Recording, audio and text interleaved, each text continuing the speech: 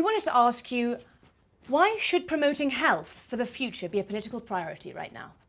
Oh, definitely. For my country, the Philippines, we're actually struggling with infectious diseases, non-communicable diseases, mental health.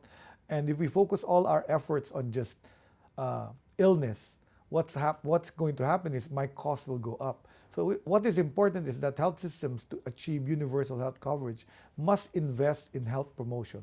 Health promotion is all about keeping people healthy, making sure they live longer, they have the right diet, the right exercise, avoid alcohol, cigarettes, illegal substances.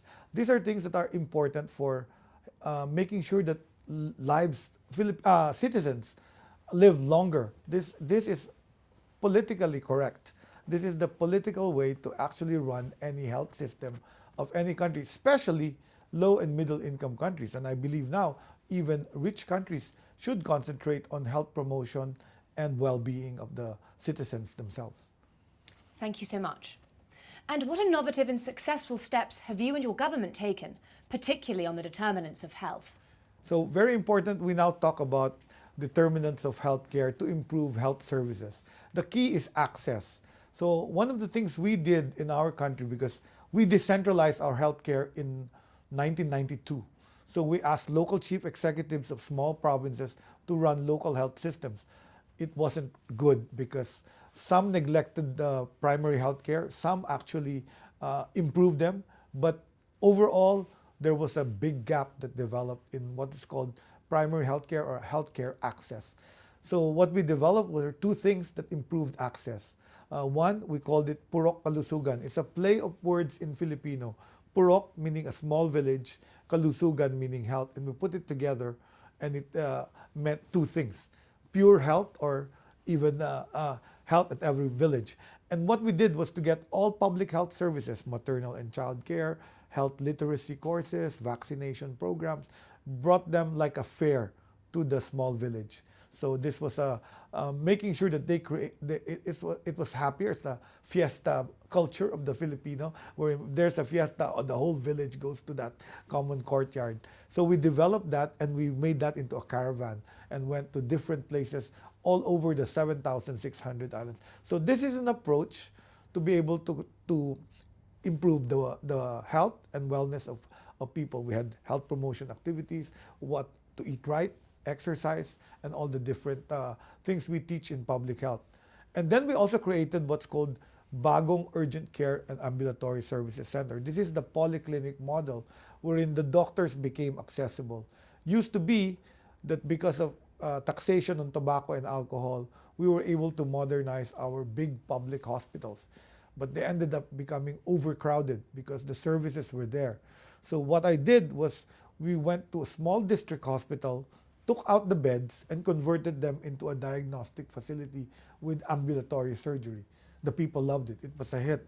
In the beginning, I wanted to just build 28 of these in the different provinces.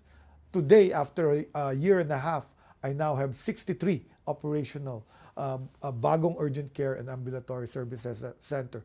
And the people love them. They thank me when I walk into some of them. They say, it's really the services of the big hospital placed nearer the community. They don't have to travel an hour or 2 hours. And the third one is we actually gave away mobile clinics.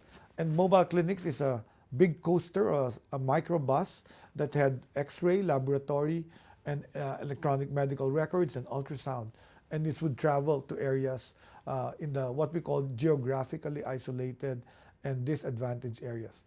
Also, the biggest innovation is the fact that our law, the Universal Healthcare Act of the Philippines, mandated 1% of the health budget to be dedicated for health promotion. Hence, I have a bureau called the Health Promotion Bureau, and the bureau director is in charge of all of our 17 regions, which also have bureaus on health promotion. And it's an organized national strategy and then regional and provincial levels wherein we push promotion. Two of the interesting projects we built out of there is called the Healthy Open Spaces, wherein they looked at spaces and their funding money that we got, we gave to the local government so they can develop, let's say, The last one we did was in Quezon, and the plaza was in front of the governor's capital.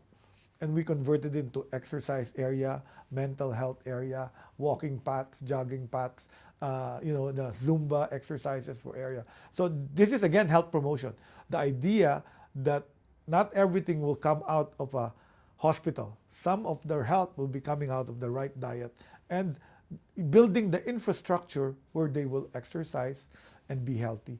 So these are some of the health programs. The other program is really in communications, because I think health promotion is also all about health literacy. And that's my biggest problem. We can build all the infrastructure, train all the doctors and the health volunteers, but if the level of literacy of the people you're serving continues to be low, health promotion will be difficult. So health promotion and education through social media. So this is the other program we spend on a lot. We tell stories on social media on how they can access health services, why it's important to have your children vaccinated, why it's important to eat less of ultra-processed food, why it's important to not smoke, not vape, not drink alcohol. So these are the things we're pushing on the literacy part. And then also women, that they should get regular checkups. But this is all fueled also by funding. So we asked our national health insurance to fund primary care. So we started to increase the benefit packages for primary health care. We called it YACAP, which is in English embrace. And the YACAP program allows you to be attached to a health facility where you can go for several consultations and laboratory tests per year. And this is attached to another program that if you're diagnosed as hypertensive, we will give the medicines up to 20,000 pesos. That's about $400 per year, paid for by the insurance. So you have that envelope of, in your wallet, money in your wallet that you can actually use as a coupon to get all the medicines. So we maintain anti-hypertensive control and prevent them from getting to the hospital with a heart attack or a stroke. So these are our programs and innovations in the Philippines. Wow, thank you so much. And what key tasks and challenges lie ahead, especially on equity? Equity, I have to talk about in terms of also what I call geographically isolated and disadvantaged areas. We continue to have remote areas inaccessible, but there's also the opportunity because we're pushing our digital health programs. Our digital health programs, together with Starlink and all these things, solar power, we're now able to build health centers in remote areas where previously we can't go. And because of the internet connection, we can now connect them to the hospital for telemedicine. So again, we provide virtual access to doctors, to patients, to actual doctors that are sitting there. So equity is about looking at those that are forgotten and disenfranchised. And in the Philippines, these are coastal villages, mountainous villages where there's no cellular power or cellular signal. They're far away. They have to travel 6 hours, 8 hours on foot to go to the nearest health facility. We're using digital technology to bring that. I loaned money from the World Bank to do just this.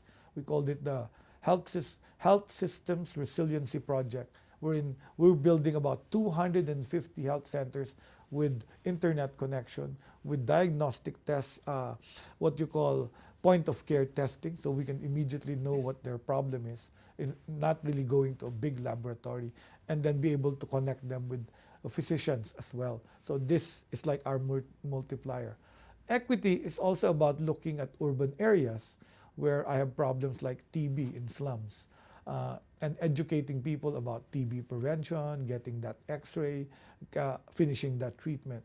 Also with my HIV problem. So all of this, the key is being able to make everything accessible to all us members of society, whether you're a TB patient, an HIV patient, or a pregnant mother, a child needing vaccinations.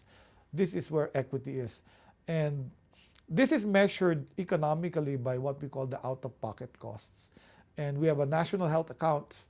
We're tracking our national health accounts on what people put out of their money. Because if you have poor people and the access is there, but they have to pay, you still have an economic block or obstacle. So we're now measuring our out-of-pocket has gone down to about 30%. So basically from a high of about 40 to even 60 about a decade ago. So slowly, with our efforts on universal health coverage, national health insurance program, we're creating a level of a health-seeking behavior, because before, the poor people will not go to the hospital because they'll have to put out cash, and if they don't have money, they'll just not go. So now we're changing that with universal health coverage, financing, proper financing, capacity and capability building in health centers where poor people can access healthcare without getting their pockets burned. Thank you very much. And finally, how can the world's political leaders at home, abroad, and at the next G7, G20 and UN summits best help promote health for the future? Wow, that's a big thing, because I think the most powerful world leaders have the money. They have the money to buy missiles and drones. But the money you spend on health saves lives. The money you spend on missiles and drones kills people, even innocent people. So to me, what I'd tell them is, wait, this money can build me a health center. The millions you spend on this particular defense budget can build me health facilities in remote areas. This can save lives. So putting in your money in health systems, in health promotion, in primary health care, will be an investment to the human capital of the country, of the world, of a global capital. So to me, it's a no-brainer. As a health minister, I always go to my finance minister, and when I go to him and I ask for money, it's not for expense. I tell him, sir, this is not an expenditure. This is an investment in human capital. If your human capital, if your people are healthy, they can work, they become productive, they will pay taxes. You will have more money for the government. So it's all about that particular circular economy wherein we take care of the people of the world, and they will be productive, healthy, and maybe there will be peace. Thank you so much, Doctor. Thank you.